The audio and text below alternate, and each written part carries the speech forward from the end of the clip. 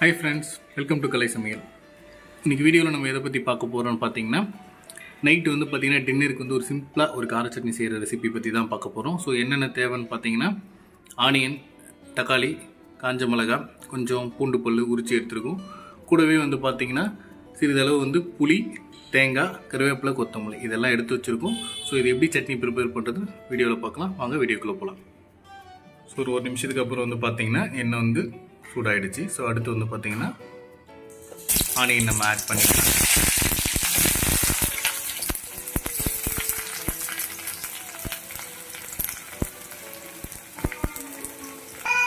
So onion வந்து பார்த்தீங்கன்னா நல்லா பொன்னிறமாக நம்ம வதக்கி எடுத்துக்கிறோம். ஸோ கூடவே வந்து பார்த்தீங்கன்னா பூண்டு நம்ம உரிச்சு வச்சுருக்க அந்த பூண்டு ஆட் பண்ணிக்கலாம்.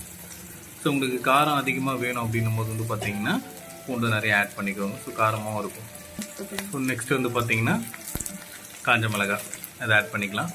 ஸோ நம்ம வந்து பார்த்திங்கன்னா இப்போது ஒரு வெங்காயம், பூண்டு வந்து ஒரு 10 பல், ஒரு 4-5 காஞ்ச மிளகாய், ஸோ இதெல்லாம் போட்டு எண்ணெய் காஞ்சதுக்கப்புறம் நல்லா வதக்கி எடுத்துக்கோங்க. எப்பவும் போல் ஆனியன் டீ அளவுக்கு கொஞ்சம் பொன்னிறமாக வர அளவுக்கு வதக்கி எடுத்துக்கோங்க. ஸோ அடுத்து வந்து பார்த்திங்கன்னா நம்ம இதில் வந்து தக்காளி ஆட் பண்ணிக்கலாம்.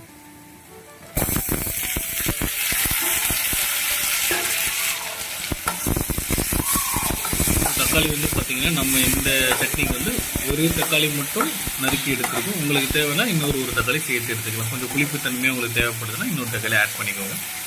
ஸோ ஆயில் வந்து பார்த்திங்கன்னா நார்மலாக தக்காளி வெங்காயம் நம்ம மற்ற சமையலுக்கெல்லாம் செய்வோம் இல்லையா, ஸோ அதை ஆட் பண்ணுறதை விட கொஞ்சம் அதிகமாக ஆட் பண்ணிக்கோங்க. ஏன் அப்படின்னா ஸோ உங்கள் சட்னி வந்து 2-3 நாளைக்கு கூட நீங்கள் வச்சு யூஸ் பண்ணால் சீக்கிரம் கெட்டு போகாது, ஆயில் அதிகமாக இருக்கும். ஸோ அதுக்காக எண்ணெய் வேணுன்றதுக்கு நீங்கள் ஆட் பண்ணிக்கலாம் தாராளமாக. ஸோ அடுத்து வந்து பார்த்திங்கன்னா நம்ம நறுக்கி வச்சுருக்க தேங்காய், கருவேப்பிலை, கொத்தமல்லி இது 3 இதில் ஆட் பண்ணிக்கலாம்.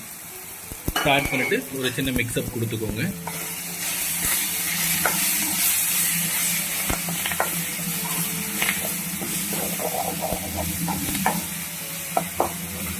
நான் திரும்ப ஒரு முறை சொல்கிறேன், நம்ம என்னென்ன சட்னிக்காக எடுத்திருக்கோம் அப்படின்னு பார்த்தீங்கன்னா தக்காளி எடுத்திருக்கோம், வெங்காயம் எடுத்திருக்கோம், காஞ்ச மிளகாய் எடுத்திருக்கோம், கருவேப்பிலை, கொத்தமல்லி, பூண்டு எடுத்திருக்கோம்.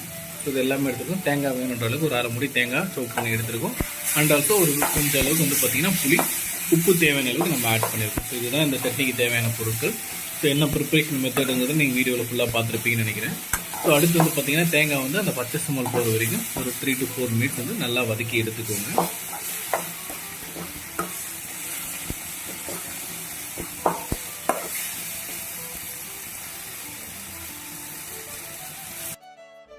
இப்போ வந்து பார்த்திங்கன்னா நம்ம ஒரு 3 to 4 மினிட்ஸ் வந்து நம்ம சொன்ன இந்த சட்னிக்கு தேவையான பொருட்கள் எல்லாமே நம்ம எண்ணெய் ஊற்றி வானலில் நல்லா வதக்கி எடுத்துட்டோம். ஸோ இப்போ வந்து ஒரு பிளேட்டில் நம்ம வச்சுருக்கோம். எதுக்காக அப்படின்னு பார்த்தீங்கன்னா அடுத்து வந்து ஒரு 4 to 5 நிமிஷம் ஃபேன் அந்த மாதிரி இதில் வந்து பார்த்திங்கன்னா காற்றுல வைங்க. ஸோ நல்லா இது ஆறுனதுக்கப்புறம் அதுக்கப்புறமா நம்ம மிக்ஸி ஜாரில் போட்டு சட்னியாக ரெடி பண்ணிக்கலாம். ஸோ மறக்காமல் இதை ஆற வச்சுட்டு மிக்சியில் போடுங்க. அப்போ தான் வந்து டேஸ்ட் வந்து கிளியராக இருக்கும். இப்போ வந்து பார்த்திங்கன்னா நம்ம ஒரு 5 to 6 மினிட்ஸ் வந்து நம்ம வதக்கி வச்ச அந்த பொருட்கள் எல்லாமே சட்னிக்கு தேவையானது ஆற வச்சாச்சு. ஸோ அதுக்கப்புறம் வந்து பார்த்திங்கன்னா ஒரு மிக்ஸி ஜாரில் வந்து பார்த்திங்கன்னா நம்ம ஃபில்அப் பண்ணியிருக்கோம். ஸோ அடுத்து வந்து பார்த்திங்கன்னா இதை மிக்சியில் வச்சு நல்லா மசிச்சு எடுத்துக்கலாம்.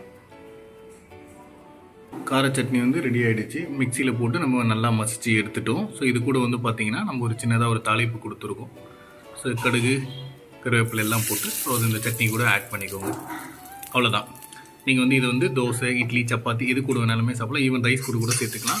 ஸோ இந்த சட்னி வந்து நீங்களே வீட்டில் ட்ரை பண்ணி பாருங்கள். ஸோ என்ன டிஷ்ஷஸ் வேணுமோ அது கூட சேர்த்து சாப்பிட்டு எப்படி இருந்துச்சுன்னு சொல்லிட்டு நம்ம வீடியோட கமெண்ட் செக்ஷனில் வந்து சொல்லுங்கள். ஸோ மறக்காமல் கலை சேனலை சப்ஸ்கிரைப் பண்ணிக்கோங்க. தொடர்ந்து நம்ம வீடியோ பாருங்கள். தேங்க்யூ ஃபார் வாட்சிங் கலை சமையல். தேங்க்யூ.